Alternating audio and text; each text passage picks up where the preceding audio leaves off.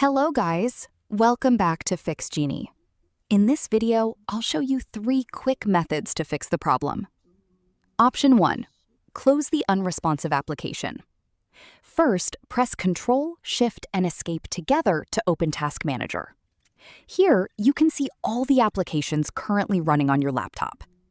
Look for any application that is using a very high percentage of CPU or memory. If you find one, right-click on it and select End Task. This will close the application and may immediately fix the freezing problem. Option 2, restart Windows Explorer.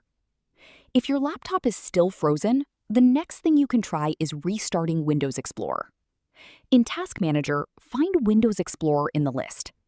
Right-click on it and select Restart. Windows Explorer will restart, and this can fix problems where the desktop, taskbar, or Windows interface becomes unresponsive. Option 3, use Ctrl-Alt-Delete. If your laptop is completely stuck and the previous methods don't work, press Ctrl-Alt-Delete together.